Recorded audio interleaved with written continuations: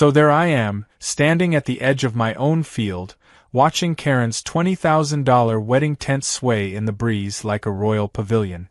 Music blaring, guests in stilettos stomping over my soybean sprouts, and her caterer has the audacity to ask if my tractor can move because it's ruining the aesthetic. That's when I calmly flipped the switch, and the manure spreaders roared to life.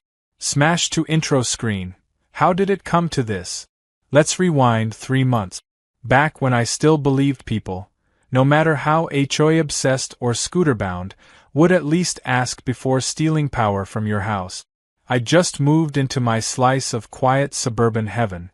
A corner lot, nice backyard, decent neighbors, and one outlet near the walkway that I used for Christmas lights and charging my e-bike. Nothing major. I'm not a particularly social person, but I wave at neighbors, I shovel my sidewalk. I even tolerated the HOA's 6-page rulebook about mailbox colors and trash can visibility. That is, until Karen rolled into my life on 4 squeaky wheels and a battery charge courtesy of me. It started subtle. The first time I saw the scooter parked on the sidewalk next to my hedge, I didn't think much of it. The cord from my outlet draped into the bushes like a lazy vine. I assumed maybe someone plugged in for a quick charge and forgot to unplug. The neighborhood had kids, right? Maybe someone's parent needed a boost. I unplugged it, coiled the cord, and forgot about it. Next day, the cord was back. Same scooter. Same plug. This time, I waited. About an hour later, Karen trundles around the corner, clutching a tote bag and a tiny dog that looked like it ran on AA batteries. She unplugs her scooter like it's the most normal thing in the world and starts rolling away. So I call out, casual as I can, "Hey there, just wondering, did you ask someone before plugging in?" She stops, looks at me like I just accused her of stealing a baby. "I didn't think I had to," she replies, chipper and condescending all at once. "It's just a little juice, hon. That outlet's by the sidewalk. Technically, it's public-facing." I blink. I mean, I'd read the HOA rules twice. Nowhere did it say anything about outlets being public-facing. It's still my wall, my wiring, my electric bill. But Karen shrugs, flashes me a polite but not really smile, and rolls off. That should have been the end of it. Except it wasn't, because it kept happening. Every day, like clockwork, that scooter showed up. Sometimes twice a day. I even caught her plugging in while I was home. She'd wave cheerfully, like we were roommates sharing utilities. My electric bill nudged higher. My breaker tripped twice. I sent a message to the HOA. Their response? If the outlet is not visibly marked private or physically secured, it may be perceived as accessible. Not even a warning to Karen. No fine. No mediation. Just a vague suggestion that I install a locked cover if it bothered me. That's when I knew I was on my own. I started logging everything. Every time the scooter showed up, I wrote down the date and time. I took photos. Installed a motion-sensitive camera pointed at the outlet. My inner introvert was screaming, but the part of me that hates freeloaders was wide awake and compiling a petty little file folder of evidence. But I wasn't ready to play offense yet. Not until the sprinkler incident. See, I'd set my sprinklers on a timer. Nothing fancy, just a light mist in the early morning and a short burst in the evening to keep the front lawn from looking like scorched earth. One morning, I step out and notice my hedge looks carved. Like someone shoved a scooter straight through it. The grass? Rutted. The sprinkler head? Snapped off. And wouldn't you know it, Karen's scooter had a fresh mud streak and a bit of leaf stuck in the wheel well. When I confronted her, she brushed it off. "Oh, I thought it was dead grass. It didn't look like it was doing anything. You should really water more, you know. That head's been sticking up dangerously." I stared at her. I could feel my eye twitch. She hit me with that smile again, the kind that says, "I get away with everything and you can't do a thing." She wasn't just taking power now. She was wrecking my property and daring me to complain. That night, I called my buddy Vince, who's a licensed electrician and my personal go-to when things need fixing without a full Home Depot disaster. I told him the situation, half expecting him to say, "Dude, just get a locked box." But Vince got this little grin in his voice. Said, "You want legal or you want poetic?" I asked if I could have both. Turns out I could. We spent that Saturday rerouting the outdoor circuit through a separate breaker. Technically still legal, everything was on my side of the property, and no one touched her scooter or wiring. Vince installed a smart plug with usage tracking, a kill switch, and a clever little wiring tweak. Here's the beautiful part. Whenever Karen plugged in, it created a minor surge that tripped only her circuit if the load exceeded a certain point. My house? Fine. Her house? Dark. And the best part, there was zero visible tampering. The trap was set. The first time she plugged in post-wiring, I stood inside, sipping coffee, watching the live feed from the outlet camera on my phone. Scooter rolled up. Plug inserted. 10 seconds later, click. My system detected the pull. A soft hum in the wall. 30 seconds later, her house, across the street, blinks off like someone hit a reset button. Porch light gone. Inside lights? Out. From my window, I could see her waving her arms around in confusion like she was being attacked by invisible bats. Then came the chaos. Karen stormed out, power flickering behind her. Marched to my outlet, stared at it like it had insulted her dog. I watched her unplug, plug again, stomp her foot, mutter something to herself, then roll back inside. 5 minutes later, power back on. 10 minutes later, she tried again. Click. Boom. Out again. And then, because this is Karen we're talking about, she called the police. Yes. She really did. Claimed I was somehow weaponizing my electricity against her. That I'd booby-trapped an outlet to retaliate against a senior citizen with mobility need. The officer who showed up looked like he'd walked into a sitcom. I handed him the footage, the logs, the HOA messages, and even my electrician's certificate of compliance. Karen tried to argue her scooter was disability protected, and therefore could plug in anywhere, but the officer just raised an eyebrow and asked, "Ma'am, do you have permission to use that outlet?" She blinked, then said the phrase that made everything fall beautifully into place. "Well, it's not like he said I couldn't." The officer nodded slowly. "So, no permission." That little sentence unlocked something I'd been waiting for. Because now I had legal grounds. Not just to block access, but to submit a formal complaint for trespassing and theft of service. And since the HOA had sided with her, I decided I wasn't going to take this to the HOA again. I was going to take it to the board president, who just so happened to be returning from medical leave next week. A president who, rumor had it, hated Karen with a passion usually reserved for termites and tax season. And wouldn't you know it, Karen had a big event planned that weekend. Something involving tent, music, and a whole lot of guests. That's when the real fun began. I'll be honest. Watching Karen's power cut out the second she plugged into my outlet was one of the most satisfying things I've ever seen. The look of confusion, the moment her lights blinked off like someone had unplugged her whole ego, it was a masterpiece. But that was only the beginning.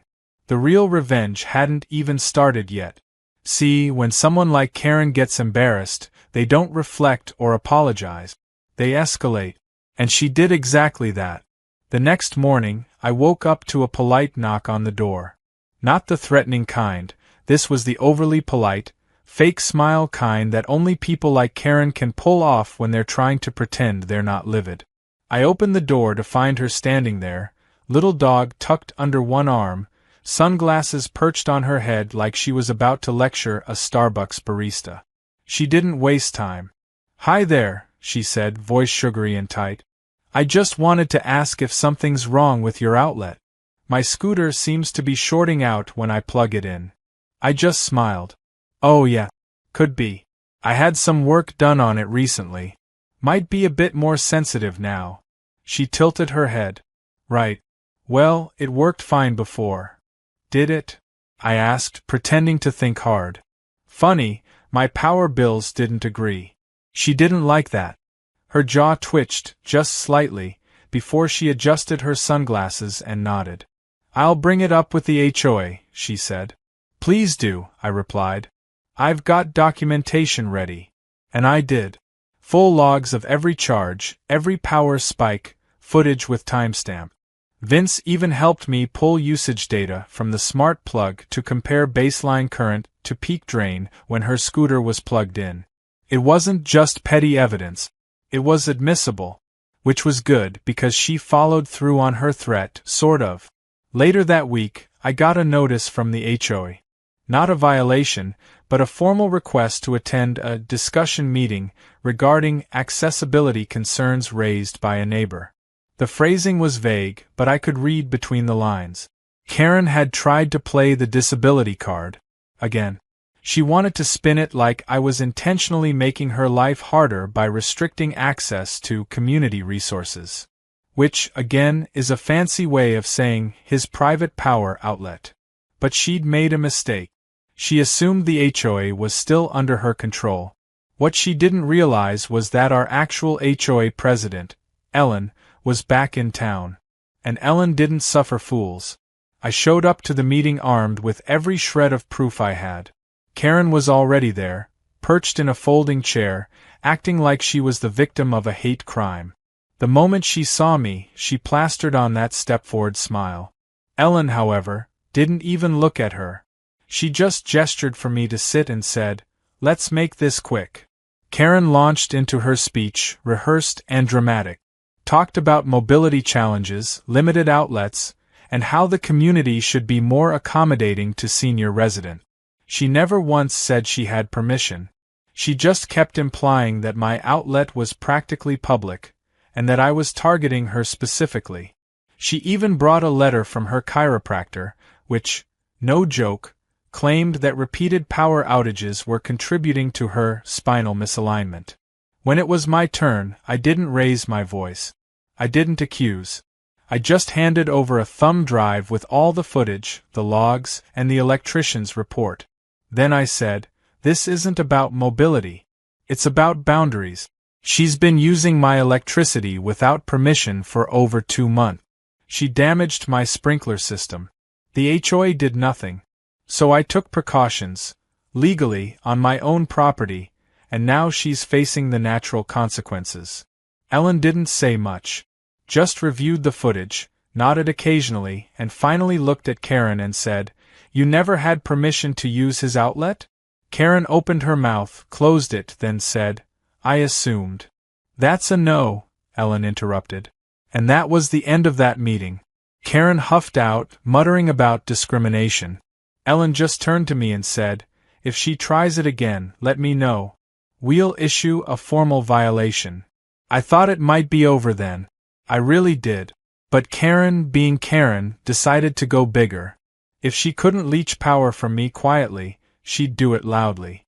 That's when the wedding tent appeared.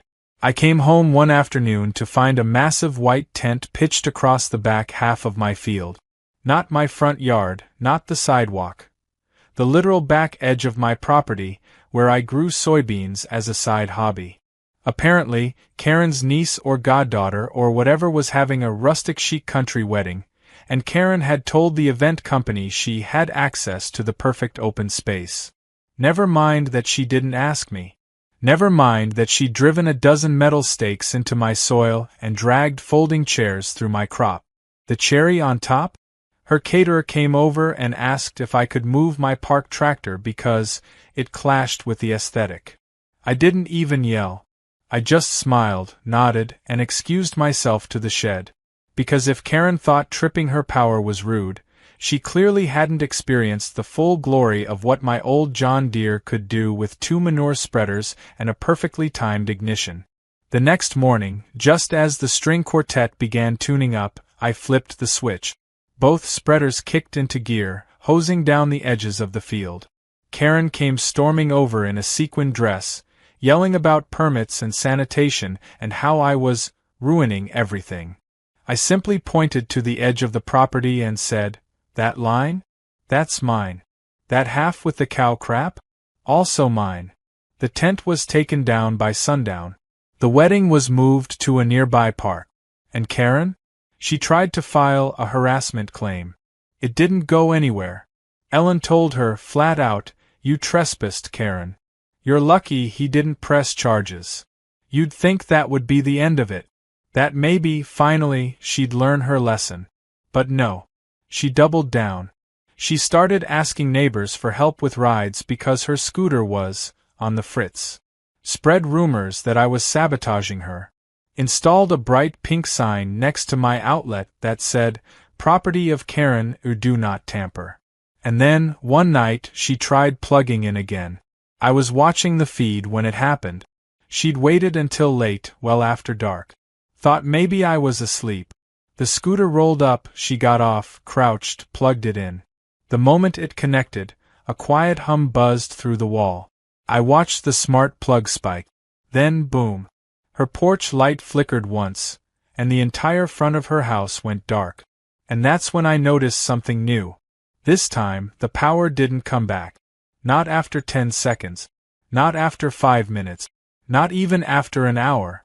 Karen stumbled out with a flashlight, looking like she'd seen a ghost. And then, from across the street, another neighbor shouted, "Hey Karen! You knocked out your garage again?" She didn't answer. But I already knew. My little wiring tweak had finally pushed her janky, overworked system past the point of no return. And she had no idea what was coming next. The next morning started with a bang. Not a figurative one, a literal one. A loud pop echoed from across the street, followed by a sharp fizzing sound and the faintest wisp of smoke rising from Karen's garage. I was sipping coffee on my porch, as one does when petty justice is unfolding, and I didn't even flinch. She came stumbling out of her house in her usual chaos. Bathrobe half-tied, curlers bouncing, little dog yapping like it had stock in her emotional breakdown. She was squinting up at the side of her garage, pointing and muttering like the building itself had betrayed her. Apparently, the last plug-in session had fried her external breaker. Not enough to cause real danger, just enough to knock out her garage, porch light, and most of her front-facing electrical. Which meant her security cameras were dead, her motion lights were gone, and her garage door was stuck half open like a mechanical yawn. I could see her on the phone pacing in and out of her lawn, arguing with someone. Likely an electrician. When the van finally arrived and the guy poked around for 10 minutes, he stood there with a look I recognized. It was the same one my electrician friend Vince had when he first saw Karen's tangled nest of cords and cheap extenders. A mix of disbelief and mild insult. Eventually, the electrician left, leaving Karen holding a bill and still no power on the front half of her house. Word traveled fast. Within the hour, 2 neighbors messaged me. One with a laughing emoji, the other asking if I'd finally snapped and taken her grid out with a vengeance. I didn't deny or confirm. I just posted a picture of my peacefully glowing porch light with the caption, "Fully charged." That night, the HOA group chat exploded. Karen had launched her own little smear campaign. She posted a dramatic paragraph claiming she was being systematically targeted by a neighbor using electrical warfare, followed by a series of blurry screenshots that could have been taken from a toaster.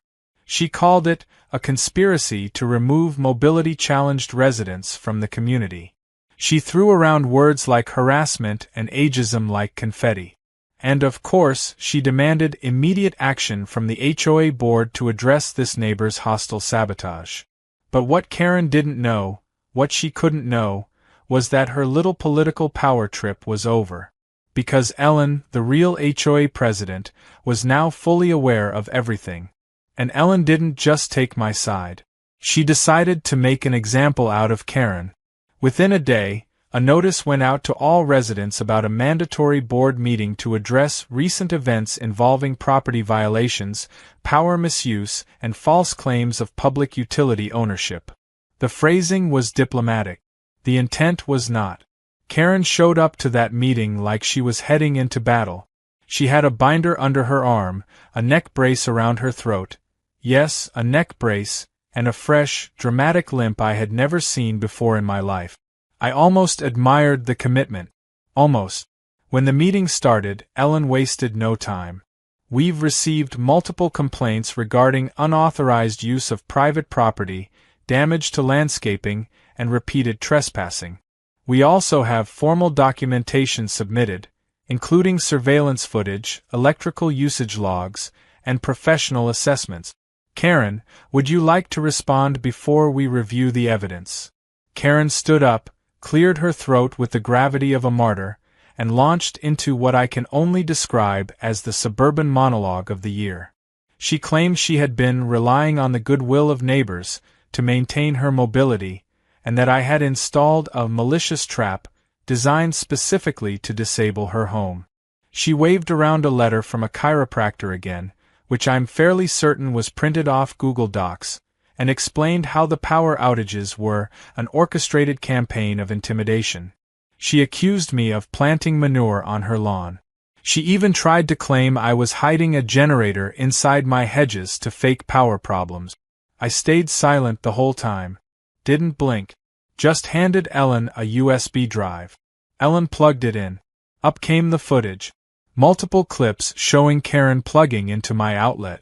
Screenshots of the smart plug logs showing timestamp surges. Footage of her scooter rolling away after each session. Pictures of my damaged sprinkler head. A detailed breakdown from Vince on how the load triggered her circuits without ever affecting mine. It was a clean, cold display of fact. When the last clip ended, the room was silent. Ellen turned to Karen, and for a moment I thought she might go easy on her. Then she said, very calmly, "You used another resident's property without permission. Repeatedly. You caused damage. You escalated into slander. And you misrepresented yourself as a board authority while the president was on leave. This is not a disability issue. This is a boundary issue. And you have crossed every one." Karen started to sputter, reaching for her binder like there might be a magical rebuttal inside. But Ellen held up a hand.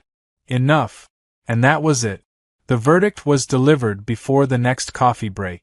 Karen was to pay restitution for electricity usage not only to me, but to 2 other neighbors who'd come forward with stories of their own mysteriously draining outlet. She was banned from using any exterior outlet not registered to her property. She was removed from the board permanently. And in an almost poetic flourish, the HOA passed a new bylaw. All personal outdoor outlets must be clearly marked and locked, and any unauthorized usage would be treated as trespassing. Karen didn't speak for the rest of the meeting. Just sat there like someone had yanked the charger out of her soul. I watched her wheel her scooter away manually, feet pushing against the asphalt like a child on a plastic tricycle. The neck brace came off before she even reached her driveway. By the time the news settled, the neighborhood had turned. No more polite nods when Karen rolled by. No more bless her heart pity. People were done. Even the sweet old couple across the street, who once brought her cookies, now pulled their porch plug inside every night. For a while I thought that was the end. Sweet, clean closure. But then the rumors started. Karen wasn't taking the loss quietly. She was planning something, one last stand maybe. A final attempt to reclaim her perceived throne. And it came in the most Karen way imaginable. She installed her own outlet. Not just any outlet. A bright pink, weather-exposed extension cord that looped out from her garage window and was duct-taped to a fence post. At the base, a cheap solar panel the size of a cafeteria tray. It looked like something from a middle school science fair. Her scooter was plugged into it the next day, basking in what she must have imagined was the triumphant glow of independence. Except the panel barely powered a flashlight. The scooter stayed dead. And by sundown, the extension cord had shorted out, causing a small electrical pop that scared her dog into the neighbor's koi pond. I stood on my porch and watched the scene unfold. Karen yelling at her dog, the neighbor yelling at Karen, the solar panel dangling sadly from the fence like a deflated balloon. And for a brief, shining moment, I felt a peace I hadn't felt since the day I moved in. But deep down, I knew Karen wasn't done. Not yet. Because people like Karen never quit. They just regroup. And the next chapter? Well, That's when she tried to make herself the victim again. Not just to the neighborhood, to the entire internet. It started with a TikTok. I wasn't even the one who found it. My cousin sent me the link at midnight with nothing but a laughing emoji and the words, "Is this your scooter witch?" I opened the video to see Karen, sitting dramatically in her half-lit garage, neck brace back on, speaking directly into her phone camera with the solemnity of a hostage video. She called herself a disabled senior, a survivor of suburban abuse, and a victim of what she dramatically labeled an intentional energy blockade, enforced by ableist neighbors and corrupt HOA leadership. I watched in stunned silence as she laid out a completely fictional version of events, where I'd allegedly installed a power-trapping device that fried her medical mobility equipment, where the HOA was in on it, and where she'd been left without power for weeks as punishment for standing up for inclusivity. The comments were exactly what you'd expect. Some people bought it. Keyboard warriors who apparently think every person over 60 with a dog and a sob story must be telling the truth. But most of them didn't. They saw through it instantly. A few local users even recognized the neighborhood and started poking holes in her story in real time. One user posted, "Girl, you drove that scooter onto my lawn last year and knocked over my flamingos. Sit down." Another found her property records and commented, "You own 3 vehicles and a hot tub. Stop pretending you live off batteries." I admit I laughed. A lot. But part of me knew this wasn't just another Karen meltdown. This was a last-ditch effort to reverse public opinion, to reclaim her narrative. And unfortunately, it started gaining traction outside our neighborhood. Local news outlets love stories like this. All it takes is the right headline. Elderly woman claims neighbors cut her power in HOA dispute. The kind of thing people click on between weather reports and car dealership ad. And sure enough, a low-tier local channel picked it up. They didn't interview her or visit the neighborhood. They just played clips from her video over generic footage of power lines and neighborhood signs, slapped in some royalty-free sad music, and aired it as filler on the weekend report. No names. No addresses. But everyone around here knew exactly who it was about. I figured it would die out on its own. That the story would fade, people would get bored, and Karen would finally run out of steam. But then she tried to escalate again. This time, by inviting a journalist to her property to film a follow-up. And by journalist, I mean a guy with a YouTube channel, a neckbeard, and a drone license. I spotted them setting up in her front yard on a Saturday afternoon. Karen had a lawn chair thrown, the scooter parked beside her like a loyal steed, and her dog wearing a vest that said Emotional Support Assistant in Comic Sans. I don't think the guy asked a single real question. He just nodded, made concerned noises, and got drone footage of her half-working garage and pink extension cord. She pointed toward my house multiple times, and though she didn't say my name, she called me the aggressor, the energy tyrant, and at one point, the porch-dwelling hacker. Now, I could have ignored all this, let her spiral, but I was tired. Tired of the lies, the theatrics, the non-stop entitlement. So I posted a reply. Not a video, just a screenshot. My power bill, before and after her outlet theft, with a caption that read, "She says she couldn't afford her own power. She stole mine. Every day. Here's proof." It went mildly viral. Not huge, not millions, but enough. Enough for people to start asking questions in her comments. Enough for the guy who posted the original story to quietly delete it. Enough for the drone YouTuber to issue a correction in the form of a pinned comment. It's come to my attention there are conflicting details. I encourage everyone to do their own research. Which is code for, I messed up and I'm backing away slowly. That should have been the final nail. But Karen had one more card to play. She filed a complaint with the city. A real one. Claimed I had installed unlicensed electrical traps designed to cause outages and sabotage elderly residents. It triggered a formal inspection. I got a visit from a city code enforcement officer, clipboard in hand, asking to see the modifications I'd made. I walked him around, explained everything, showed permits, showed receipts, even had Vince write a statement verifying the work was up to code and fully legal. The officer, to his credit, seemed annoyed that he'd even been called out. "She said you rigged it to explode," he muttered, flipping through his checklist. "If I had, don't you think her house would be gone?" I replied. He chuckled. "Check the last box. You're fine. Consider this closed." And that, finally, was the real end. Because Karen didn't just lose the neighborhood. She lost the city's patience. After the false report, she got a warning letter, official city documentation, for filing a frivolous complaint. One more, they said, and she could face a fine. The HOA, of course, issued their own follow-up, barring her from contacting external agencies about neighbors without first submitting internal evidence, which, translated from bureaucratic language, meant, keep your drama inside the fence. Karen tried to play victim a few more times, but the crowd was gone. Her 15 minutes had passed, and the internet had moved on to something newer, shinier, and probably involving cats. The TikTok video was quietly deleted.